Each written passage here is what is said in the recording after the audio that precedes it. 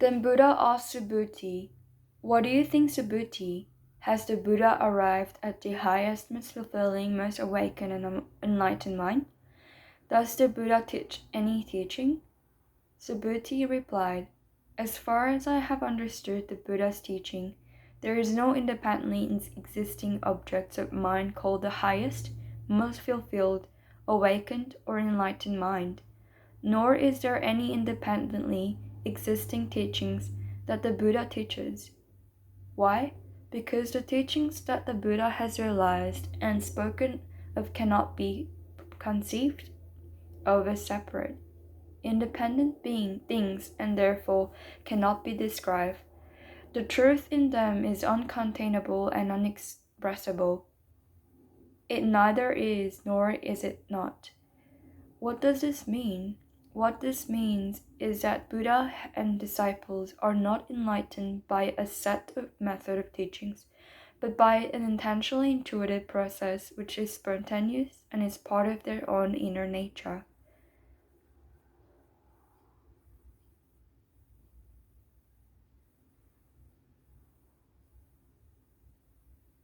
Let me ask you, Subhati, if a person filled over 10,000 galaxies with the seven treasure for the purpose of compassion, charity, and giving alms, would this person not gain great merits and spread much happiness?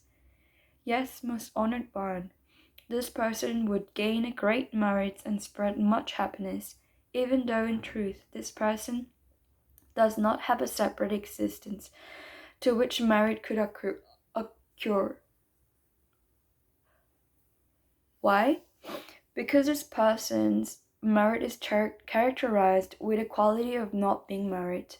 The Buddha continued, "Then suppose another person understood only 4 lines of the sutra, but nevertheless took it upon themselves to explain these lines to someone else.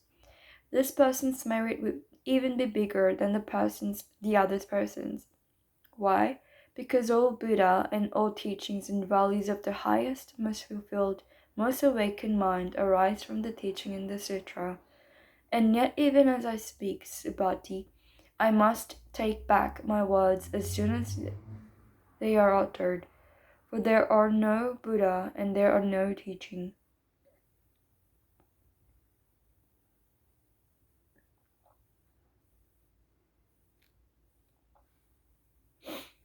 Buddha then asked, "What do you think, Subhuti? Does one has entered the stream which flows to enlightenment? Say, I have entered the stream." "No, Buddha," Subhuti replied. "A true disciple entering the stream would not think of themselves as a separate person that could be entering anything. Only that disciple who does not differentiate themselves from others, who has no regards for name, shape, sound, odor, taste, touch, or for any quality can truly be called a disciple who has entered the stream." Buddha continued, "Does a disciple who is subject to only one more rebirths say to himself, 'I am enlightened to the honor and rewards of one to be reborn'? No, blessed one. Once to be reborn is only a name. There is no passing away or coming into existence. Only one who realizes this can really be called a disciple." Subhuti, does a venerable one who will never more be reborn as a mortal say to himself, "I am entitled to the honor and rewards as a non-returner"? No, perfectly enlightened. A non-returner is merely a name. There is actually no one returning and no one not returning. Tell me, Subhuti, does a Buddha say to himself, "I have obtained perfect enlightenment"? No, blessed one. There is no such thing as perfect enlightenment to obtain. If a perfectly enlightened Buddha were to say to himself, "I am enlightened," he would be admitting there is an individual person, a separate self and personality, and would therefore not be a perfectly enlightened Buddha. Subhuti then said, Most honored one, you have said that I, Subhuti, excel amongst the disciples in knowing the beliefs of enlightenment, in being perfectly content in seclusion, and in being free from all passions. Yet I do not say to myself that I am so, for if I ever thought of myself as such then, it would not be true that I escape ego delusion. I know that in truth there is no Subhuti, and therefore Subhuti abside nowhere, that he neither knows, nor does he know, please, and that he is neither free from none nor enslaved by his passions. The Buddha then continued, What do you think, Subhuti? When I was in the previous life with Dipankara Buddha, did I receive any definite teaching or attain any degree of self-control whereby I later become a Buddha? No, honorable one. When you were a disciple of Dipankara Buddha, in truth you received no divine teaching, nor did you obtain any definite degree of self-control. Subhuti, know also that if any Buddha would say, I will create a paradise, he would speak falsely. Why? Because a paradise cannot be created, nor can it not be uncreated. A disciple should develop a mind in which is in no way dependent upon sights, sounds, smells, taste, sensory sensation, or any mental conception. A disciple should develop a mind which does not rely on anything. Therefore, Subhuti, the mind of all disciples should be purified of all thoughts that relate to seeing, hearing, tasting, smelling, touching, and discriminating. They should use their minds spontaneously and naturally, without being constrained by preconceived notion arising from senses.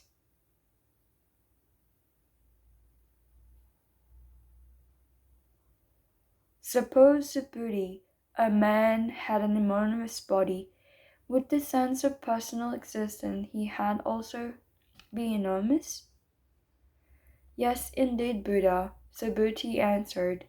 His sense of personal existence would be enormous.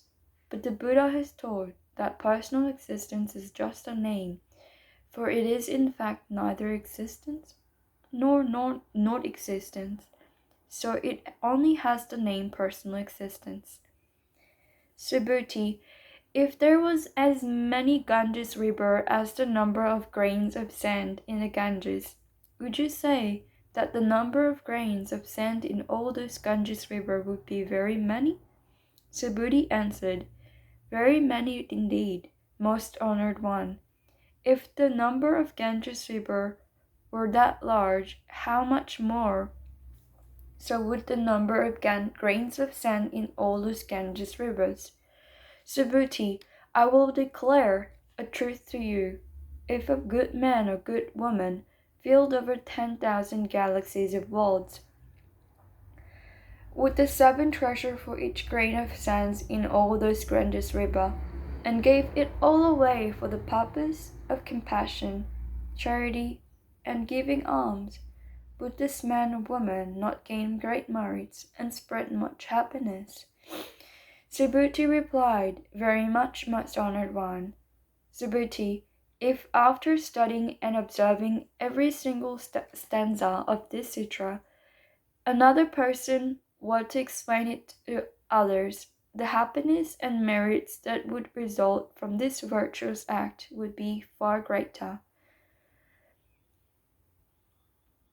Furthermore, Subhuti, if any person in any place were to teach even 4 lines of the sutra, the place where the taught it would become a sacred ground and would be relieved by any kinds of beings.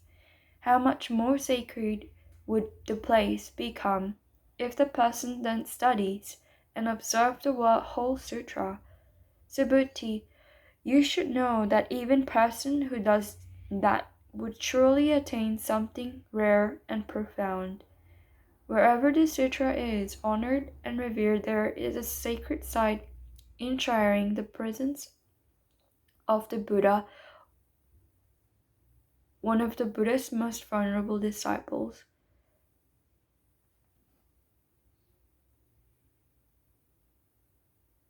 Subhuti said to the Buddha, "By what name shall we know the sutra as that it can be honored and studied?" The Buddha replied, "This sutra shall be known as the diamond cut through illusion. By this name it shall be revered and studied and observed." What does this name mean? It means that when the Buddha named it, he did not have in mind any definite or arbitrary concept, and so named it. This sutra is hard and sharp, like a diamond, that will cut away all arbitrary conception and brings one to the other shore of enlightenment. What do you think, Subhuti? Has the Buddha taught any definite teaching in this sutra? No, the Buddha has not taught any definite teaching in this sutra. What do you think, Subhuti? Are there many particles of dust in this vast universe? Subhuti replied, "Yes, many, most honored one." Subhuti, when the Buddha speaks a particle of dust, it does not mean that I am thinking of any definite or arbitrary thought.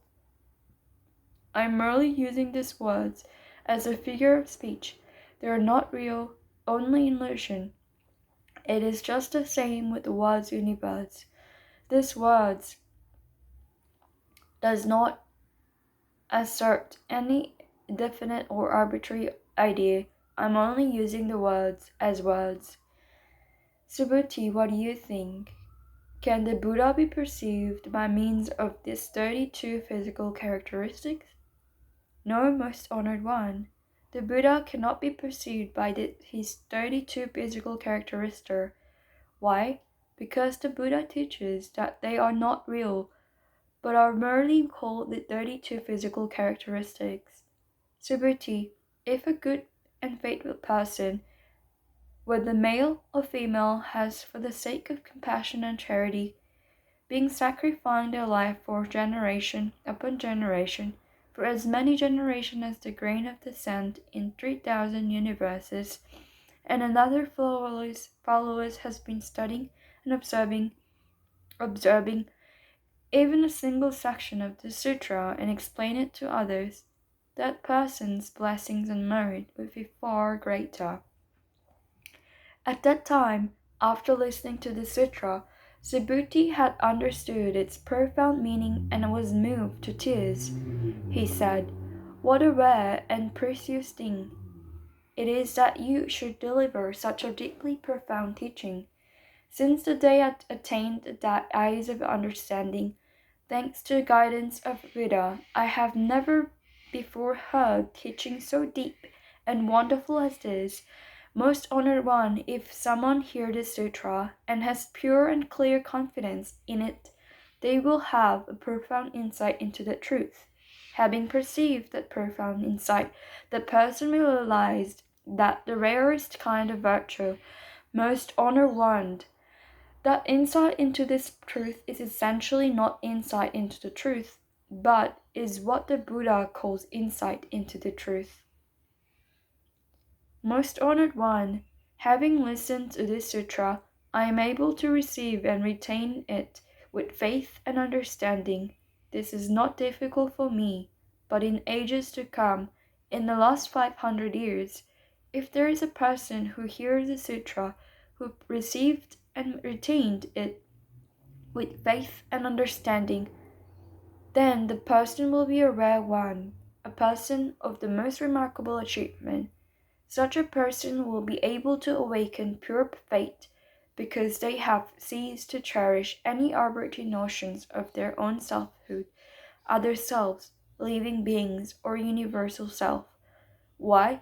Because if they continue to uphold onto arbitrary conception as to their own selfhood, they will be holding onto something that is non-existence. This is the same with all arbitrary conceptions of other selves, living beings, or universal self. These are all expressions of non-existing things. Buddha are Buddhas because they have been able to discard all arbitrary conceptions of forms and phenomena. They have transcended all perceptions and have penetrated the illusions of all forms.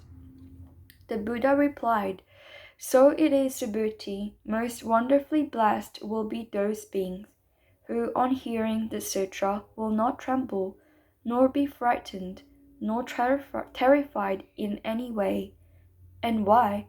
The Buddha has taught this sutra as the highest perfections, and what the Buddha teaches as the highest perfection, that also the innumerable blessed Buddha do teach. Therefore, is this called the highest perfection? Subhuti, when I talk about the practice of transcendent patience, I do not hold on to any arbitrary conceptions about the phenomena of patience. I merely refer to it as a practice of transcendent patience. And why is that?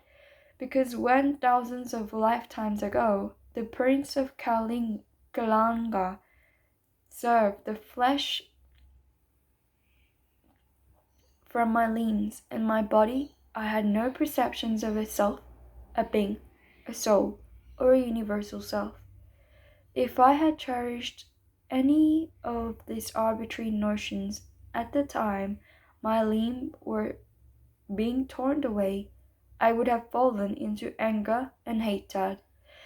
I also remember, Subhuti, that during my 500 previous life, I had used life after life to practice patience and to look upon my life humbly, as though I were a saint called upon us to suffer humility.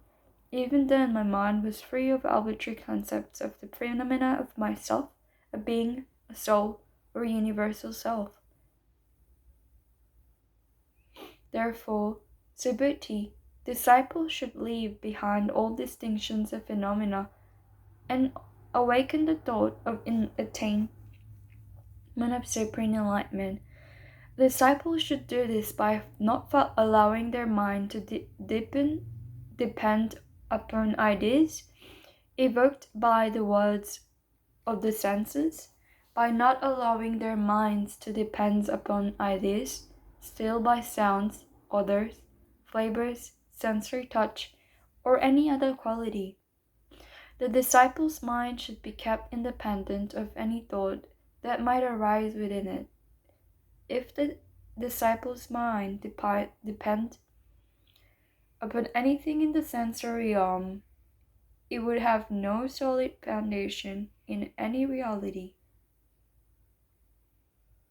This is why Buddha teaches that the mind of the disciple should not accept the appearance of things as a basis when exercising charity, Subhuti.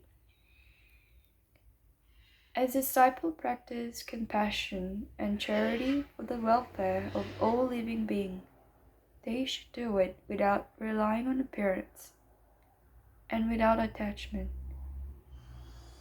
Just as the Buddha declares that form is not form, so he also declared that all beings are, in fact, not living beings.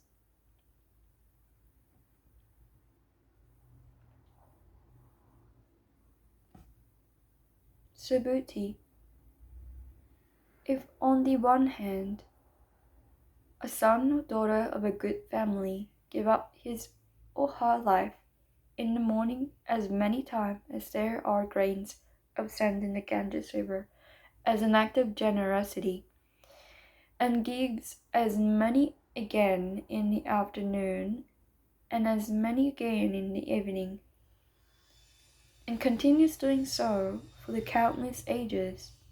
And if one, on the other hand, another person listened to this sutra with complete confidence and without contention, that person's happiness will be far greater. But the happiness of one who writes the sutra down, receives, recites, and explains it to others cannot even be compared. It is so great. Subhuti, we can summarize by saying that the merits and virtue of this sutra is unconceivable, uncalculable, and boundless. The Buddha has declared this teaching for the benefit of its initiates on the path to enlightenment. He has declared it for the benefit of initiates on the path to nirvana.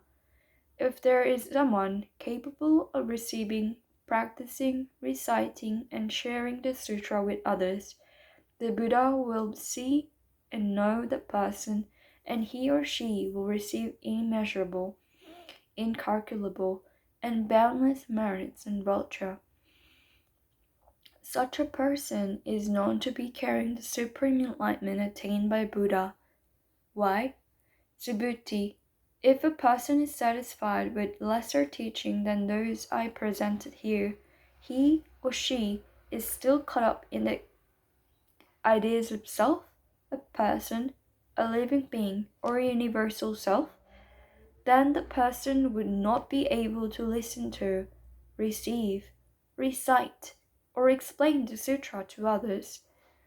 Subhuti, whether the sutra shall be observed, studied, and explained, that place will become sacred ground to which countless spirituality advanced being will be offering. Such places, however humble they may be, will be revered as though they were famous temples, and countless pilgrims will come there to worship. Such a place is a shrine, and should be venerated with formal ceremonies and offering of flowers and incenses. That is the power of the sutra. Furthermore, Subhuti, a good man or a good woman who accept, uphold, read, recite this sutra is distrained and slandered. If they are despised or insulted, it means that in prior lives they committed an evil act, and as a result are now suffering the fruits of their actions.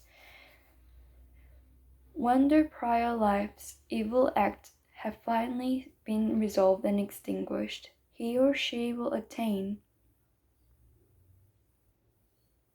the supreme clarity of the most fulfilled and awakened mind. Subhuti, in ancient time before I met Dipankara Buddha, I had made offering to and had been attendant of all 84,000 millions Buddha.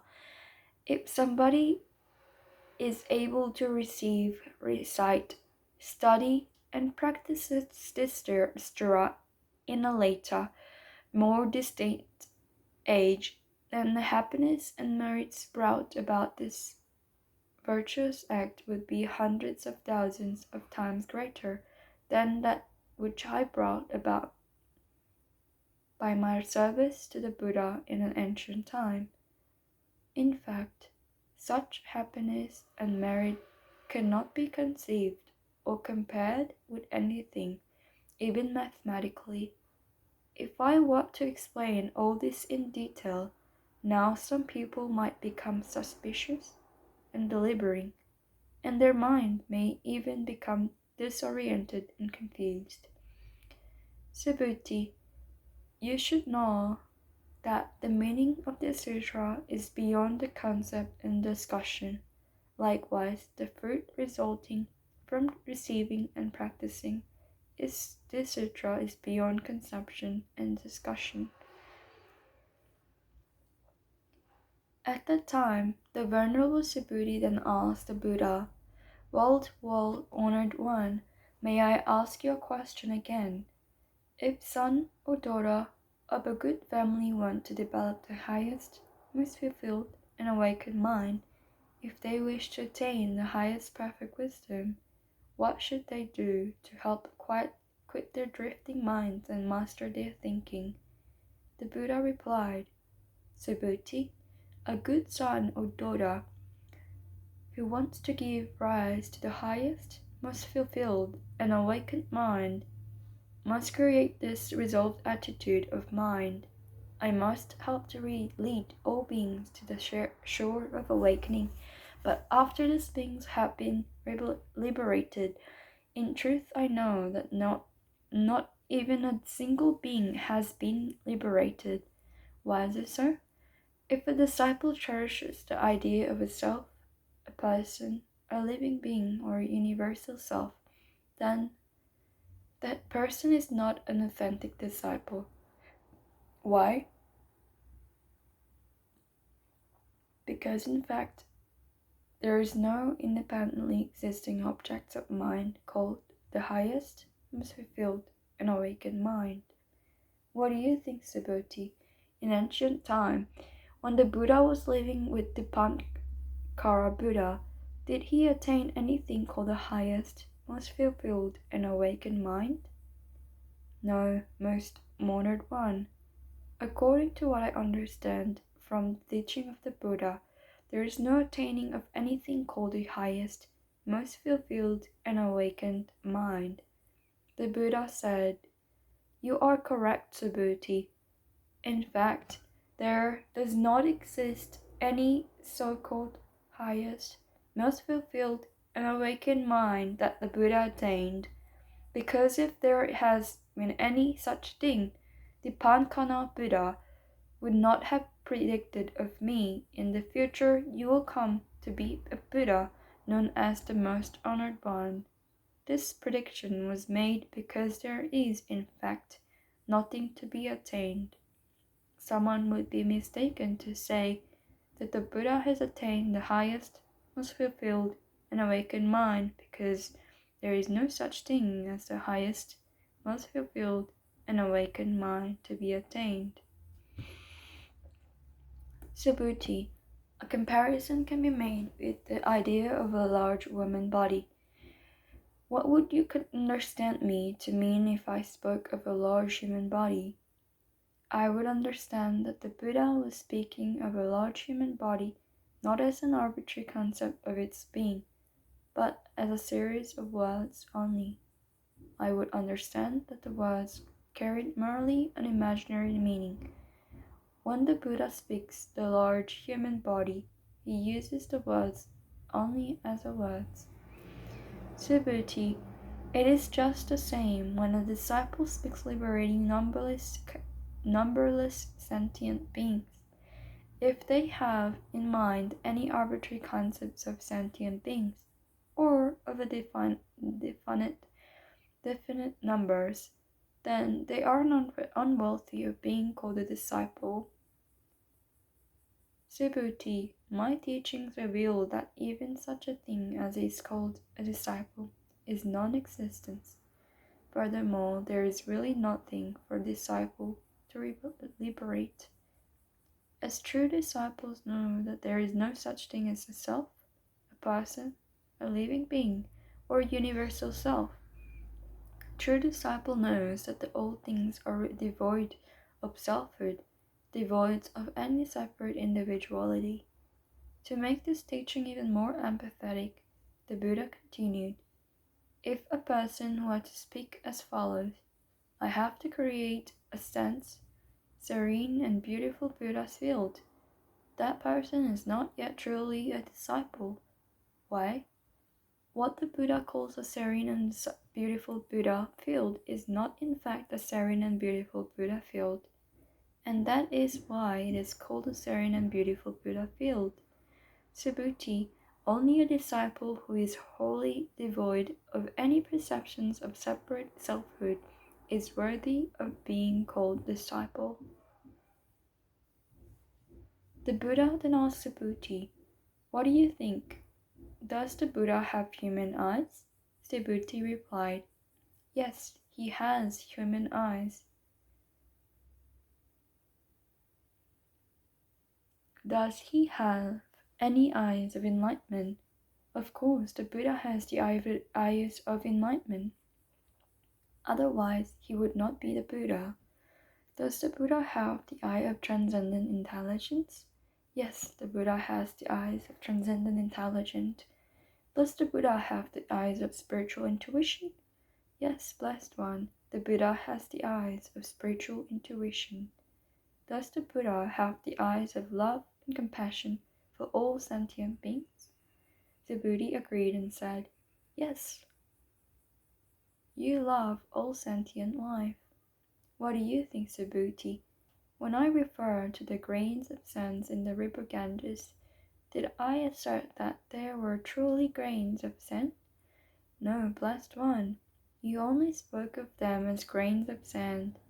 Subhuti, if there were as many Ganges river as there are grains of the sands in the river Ganges, and if there were as many Buddha lands as there are grains of sand in all the innumerable rivers, would this Buddha land be considered numerous? Very numerous indeed. Subhuti, I know the mind of every sentient being in all the host of universe, regardless of the most of thought, concepts, or tendencies, for all modes, conceptions, and tendencies of thoughts are not mind, and yet they are called mind. Why? It is impossible to retain a past thought, to seize a future thought, or even to hold on to a present thought.